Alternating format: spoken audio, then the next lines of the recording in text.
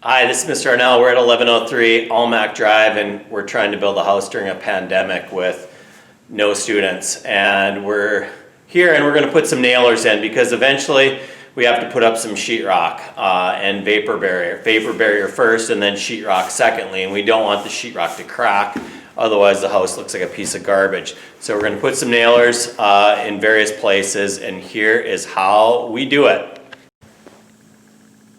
Okay, we have this interior wall right here which meets in between a 16 on center area right here. So this 2x4 is right here, and eventually again we're going to have to put up sheetrock, and we're just going to assume that this is a piece of sheetrock, and just to give a demonstration how the sheetrock will go right here, and you need something to screw to right there. You see how that sheetrock potentially could crack right here? So we are going to either nail on or screw on just some scrap OSB. We have this all over the place. So we rip it down to about 6.5 inches wide, and we're just going to nail this right here like this, so that we have a little 1.5 inch area where when that sheet of sheetrock comes, we can put some screws right in here.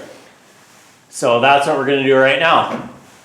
Okay, so I'm going to take this piece of OSB and I put it in the center, and I'm going to take these 8-penny nails and put them at an angle because they're 2.5 inches long, and we have an 1.5 inch wide board plus a 1/2 inch is 2 inches, and we have a 2.5 inch nail. So I'm going to drive them at an angle with this, and this is a lot faster. I make sure I'm in the center. Double shooter. You got to bounce an air nailer, team. Like that. And then you can see how we're in the center right here. And then I'm going to have Ben come to the other side. We're going to cut a piece right here like this, and I'm going to mark it. I always start at the top, and I'm going to mark that at the bottom, and I'll cut that eventually.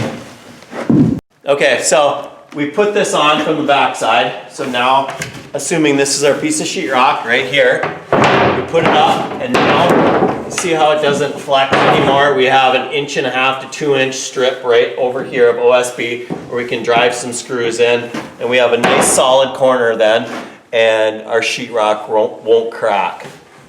We did a wall right here for the master bedroom, and now we have to do this ceiling right here. As you can see, we have our bottom cord of our roof trusses 2 foot on center, so we can screw right there with some 5/8 sheetrock. We can screw there 2 foot on center later, 2 foot on center on this one, and then what do we screw to right here?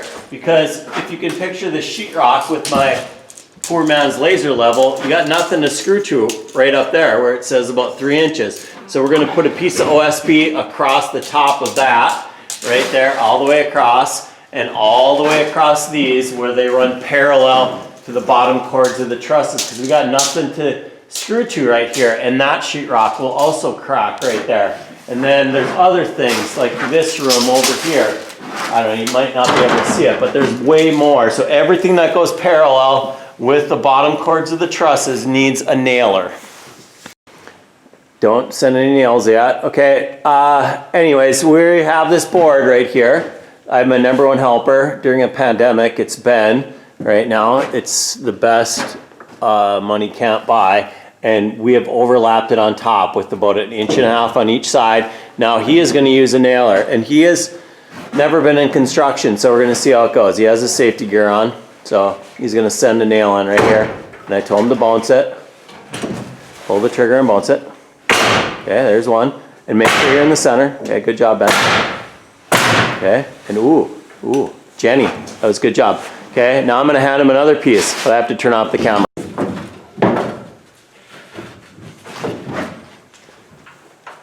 So he's centering it right there. So we have a little overlap on each side. Again, parallel to the bottom cord of the truss. Bang.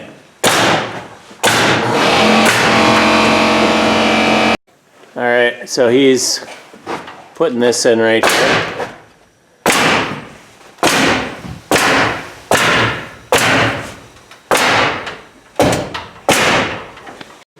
All right, so I insulated this wall, but I didn't video it because I was by myself. This is the master bedroom exterior wall right here. You have to use an R21 6-inch insulation to meet code. So this is all R21. There's some different colors because it's different brands, but I stuffed it in. I fluffed it out to the edge of the studs. Right here, it's a 2x6 wall, and the building inspector will look for stuff like that says R21 right here. And now we have to put over a vapor barrier, because if we leave it like this and it was heated, like right now it's not heated. I mean, I am dressed like this, and it is like 30 degrees. So anyways, we have to put a vapor barrier on there, otherwise mold will grow in there. And I know this personally, and I'll tell you the story if we ever get out of this pandemic. So a vapor barrier is just poly right here, or plastic. And this is the sheet of plastic right here. And I measured the wall, and it's 162 inches. And I have to create a seal all the way around it on the floor, on the top of the double plate, on the left side, right side, so that no moisture can get in. All right, we're in kind of tight quarters right here, but we insulated this master bathroom right here because we have to put this tub right here, and we need insulation in here. So I decided to insulate this whole wall. We put in fiberglass insulation, which was invented in 1923. I chose to put foam up here, which was just me. You could put fiberglass there, but now we have to have a continuous vapor barrier. So we're gonna lay a bead of acoustical sealant right here on this double top plate, all the way across, a 1/4 inch bead, spooge it out all the way across, and then right here, I put a piece of poly between interior walls and exterior where it meets. So I put that in, put a piece of OSB right there, so we have something to screw to, if you can see that right there. And I'm going to spooge some caulk right here too. And spooge caulk all the way down here, all the way down this bottom plate right here. Right here, this is called the bottom plate. Spooge, spooge, spooge, spooge, all the way here. And then I'm gonna spooge it right up. Here's another nailer. Good job, team. And we'll spooge it up here, and then we'll press it all flat, all the caulk flat, and then staple it. And we'll have a nice vapor barrier so that it won't rot out back here. Because if you don't put a vapor barrier on, when cold meets hot, you'll have a condensation problem, and mold will grow right in here, and it'll rot out your OSB. And I just put this in here so it's not cold meeting hot. It is cold meeting cold right now. And we fluff up this insulation, make sure it looks super Jenny, like this, because we want to fill the entire cavity, and then we'll put a vapor barrier. That's our next segment. Okay, this is what acoustical sealant looks like right here. It is, I don't know, it's a quart tube right here, 32 ounces. And if you buy a good gun, like this one, it'll have a tube spout cutter right here.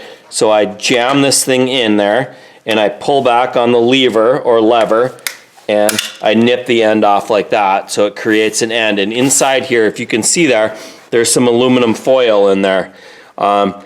So it's like a Doritos bag. If I put this in there right now, like this, and I start pumping it, it might just poof, explode right out the side. And on a good gun, you have this rod right here, and you could just go like this with the rod and just jam it in there. But here's the problem that I find, my hand's bleeding. Here's the problem I find is your hand always ends up right there, and you end up with caulk all over your clothes. So what I do is this.